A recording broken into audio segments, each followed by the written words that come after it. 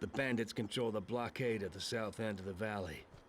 Stay away from that, unless you bring some serious firepower with you.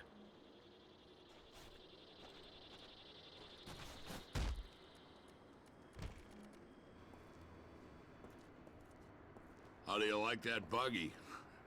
It isn't much now, but you put some guns on it and you'll be able to go up against just about anything. Now, you ready for some more work? Some bandits have taken control of the checkpoint at the canyon entrance, trying to cut us off from the big town to the east. And we can't let that happen. I need you to use your special talents for a demolition job. You think you can do this for me? I'll even let you use my trusty sniper rifle for the job. Excellent. Here are some explosive charges. Just place them on the gate and run. Good luck. Our supplies are getting low. You need to place the explosive charges on the blockade and destroy it. Our supplies are getting low. You need to place the explosive charges on the blockade.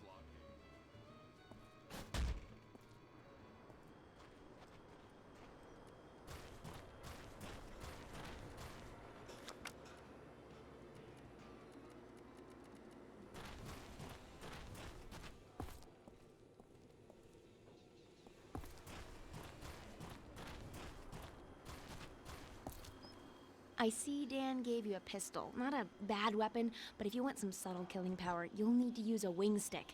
They've got a nanocore for smart targeting, but it'll still take a little practice to master. I'll make a deal with you. You prove you can hit something with them, and I'll tell Halleck it's safe to sell you some. Ready to give it a toss? Good hunting. All right, here are the rules. Watch for the pop-up targets and hit them as quickly as you can. See how many you can get before the timer runs out.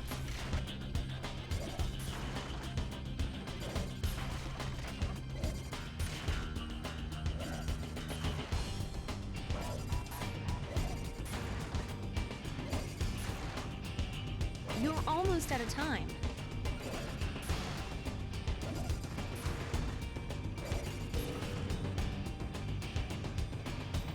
Nice job. If I were a target drone, I'd be nervous.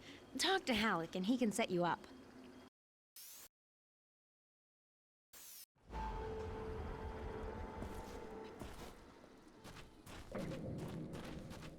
Hello and welcome back to Rage, in which this session involves everything being done post-op in terms of commentary because the original audio track was completely unusable. See the latest video about the monoprice gold-plated adapter for the reasons. Now here we have the mission to take out this barricade. By the way, I'm recording this video's audio or microphone track with the camera just to try it. So here you have to take out the guards on this base or on this wall to be able to get past and head to Wellspring. It's not that difficult, to be perfectly honest. The only thing that should give you any difficulty whatsoever against this group of enemies, even on Ultra Nightmare, is the guy with the rocket launcher. Because, while not nearly as bad as Revenant's, his missiles will track you. Now, I don't know if you can actually use the railgun to do this effectively, because, well, as you should know, because I've mentioned it so many times before, the scroll wheel that I'm playing with on the mouse right now, and I'll stop to stop making the commentary track so unprofessional, it doesn't work. So I don't know if you can adjust the zoom with a sniper rifle, you know, using the mouse wheel or not. Or, I mean, with the railgun version of the nail gun or not. But other than the missile guy, you know, everybody else is a really bad shot and will very rarely, if ever, hit you. Obviously, you got knocked down into the red a little bit there. That's fine. You really hit me only like once or twice there, and you know, it's the difficulty that's causing the red screen. And there's one guy left there that I didn't really notice while playing. on the behind that sheet metal. So here I'm just kind of wondering what the hell is shooting at me, because I thought it was clear. I missed him there. It scared him, but it didn't do anything. Same thing, and with this final one, it gets right in and throws everybody everywhere. Which is nice, because it allows me to loot him. Not that there's anything good on him. So of course we got magic dynamite that's stored in the magical dimension of can't use until you're allowed to blow this gate to pieces. And you follow on with the job. This feels like I'm just trying to do a walkthrough now. So here's what you got, what you want to do. I think right here I was kind of saying something along the lines of what I was saying before about, you know, the railgun might be useful there. It's just not particularly doable with the mouse in the current situation. You see, you got that old buggy fixed up. That buggy isn't bad, but if you're thinking about getting something better, the only place to do that is Wellspring. Talk to Jackie Weeks. He runs the races up there. He can help you out.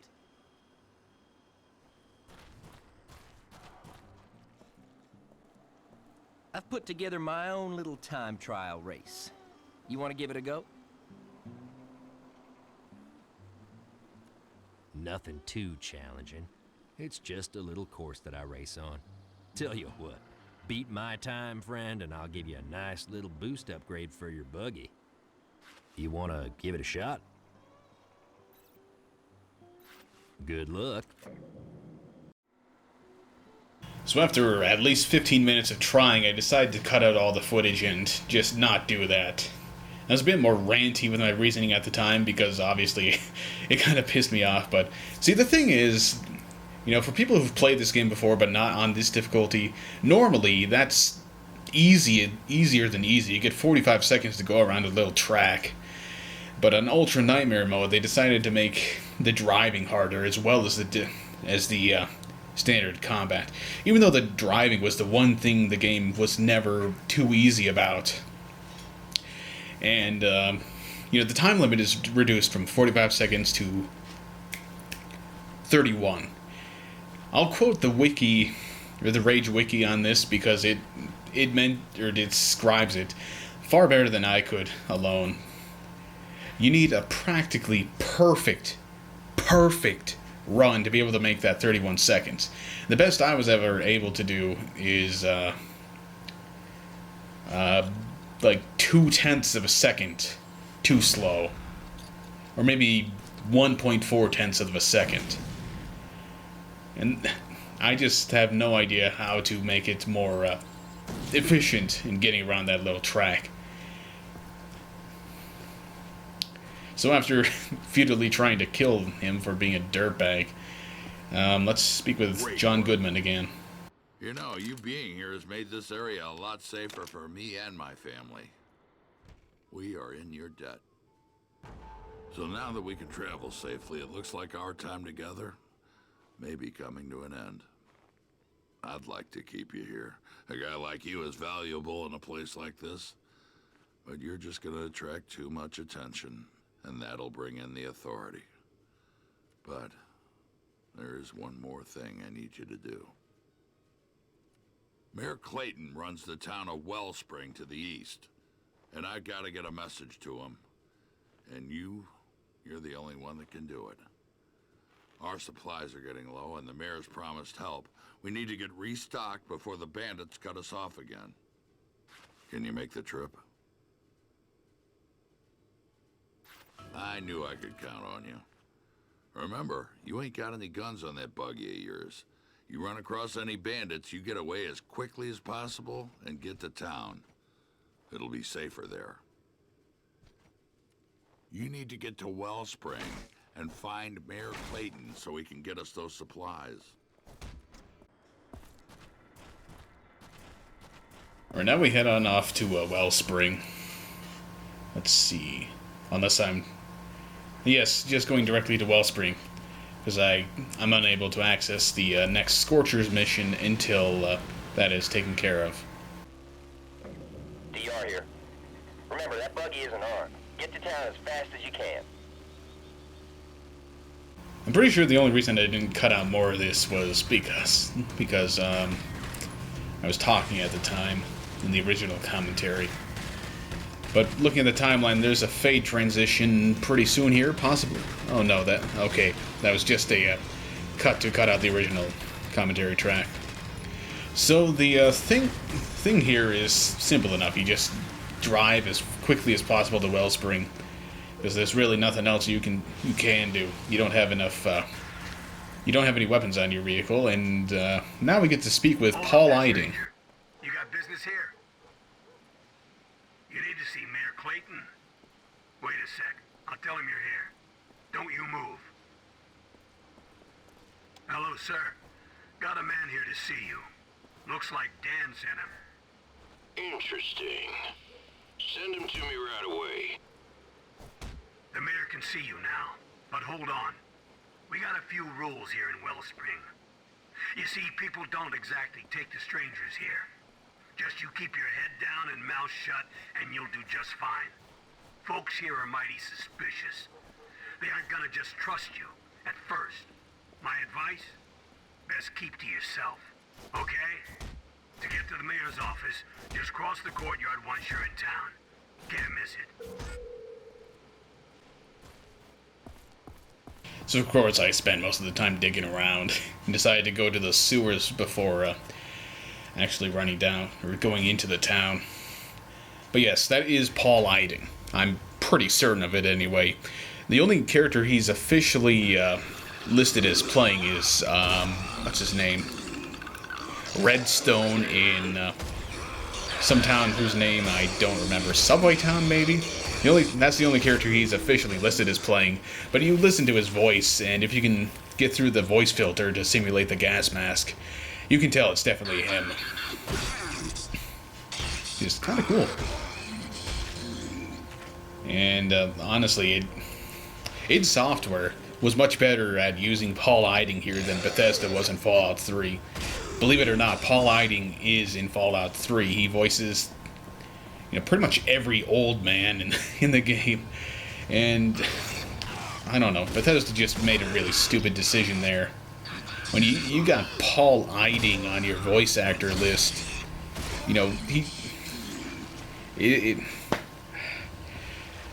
trying to figure out how to explain this best, but you get somebody as talented as Paul Eiding on your voice actor list, you use him. You really use him.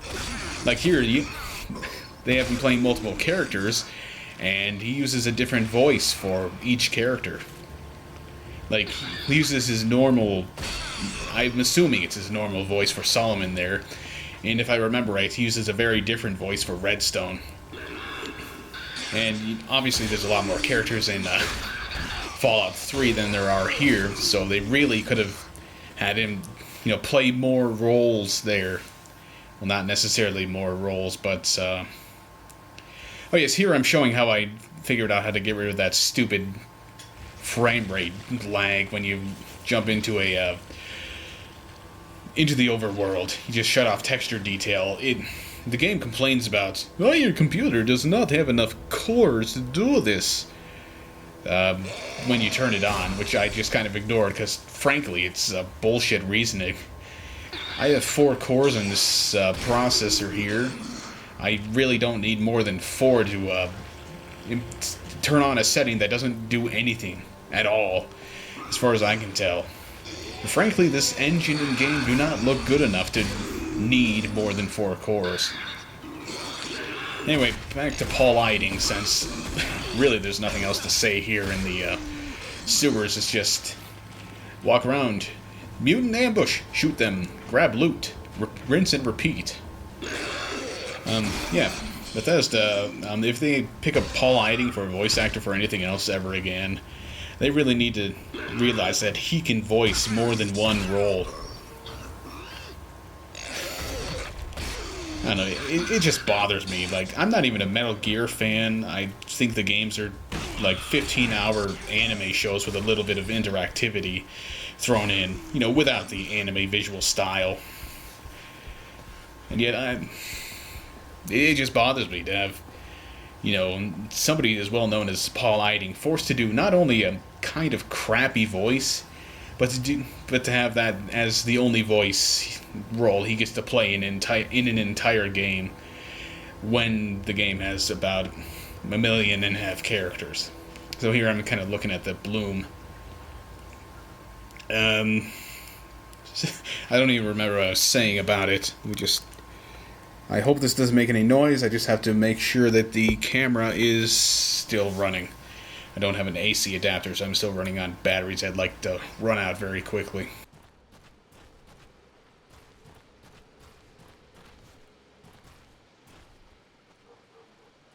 Don't waste the mayor's time. Head into town and see him immediately.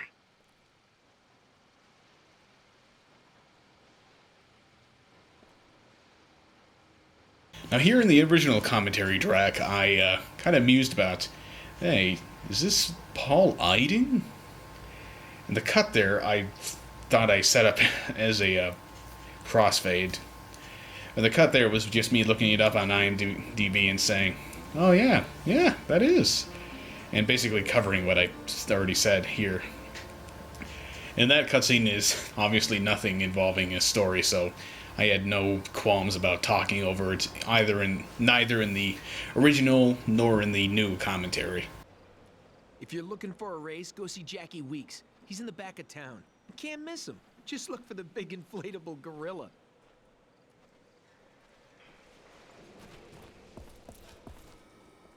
You're new here. Stranger, huh? Yeah, you do look pretty strange. Yeah, the next part I'll be actually previewing the audio while I do this. I just didn't want to restart. So now we get to have a chat with the mayor. Welcome to Wellspring, stranger. Best little town this side of what passes for civilization and a few good safe miles from any authority outposts. Nicest people you'll ever find live right here. Friendly folk. Not your wasteland bandit scum. Good, honest people. Well, enough with all that. So I hear you have a message from our friend Dan. Let's have it then. Having some trouble with bandits in the settlement again. Dangerous life out there. Deadly even. Well, I can get all this stuff he needs. Gonna take some time though. Not sure how long. He must really respect you to give you this important job. So for now, I'll trust you too. You can stay here in Wellspring while I'll get his supplies, but not dressed like that. You'll bring the authorities sniffing around, and I sure don't need that. So, you'll need to lose the Ark suit for something a bit more modern. Go see the vendor in town. Get some new clothes. I don't care what you do with that suit, as long as no one sees you in it again. You blend in, understand? Good. Glad we understand each other. When you come back, we can have another little chat. I told you, you gotta get out of that Ark suit before the authority comes by and picks you up.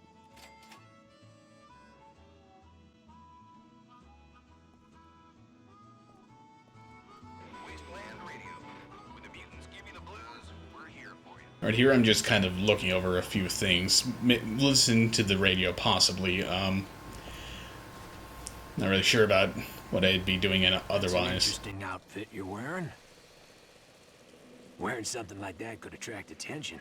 You should see if Coffer can get you something that'll make you blend in a little better. He's at the back of town.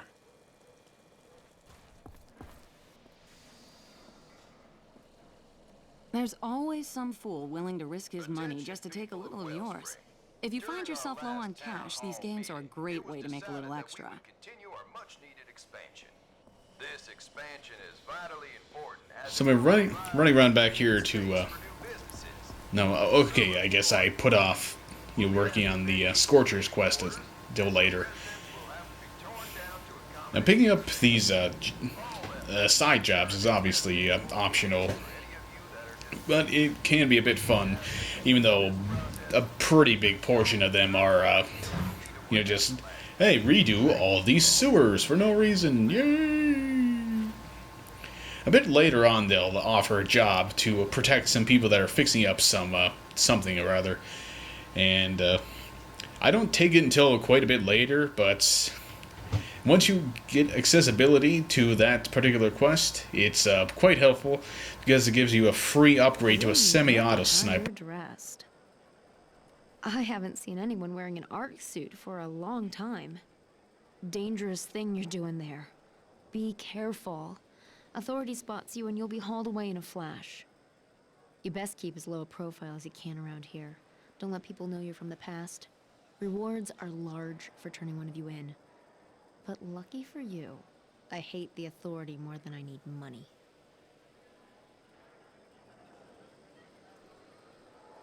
Alright, looking at sun flares again. Now here's where you get the suit, and I'll leave you to guess which one I get before I pick it up. I do pick it up before the part ends, but... A man from the past walks through my door. Goes to show you that no one needs nothing around here. But let's first talk about that suit you're wearing.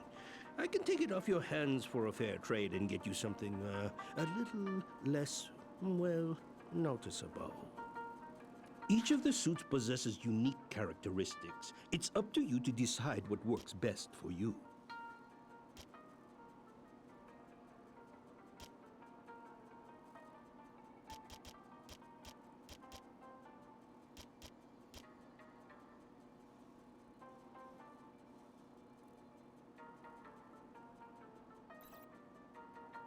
Very nice. A man with taste, I see. An excellent selection. Remember, I buy and sell all manner of goods here. I have all the best supplies.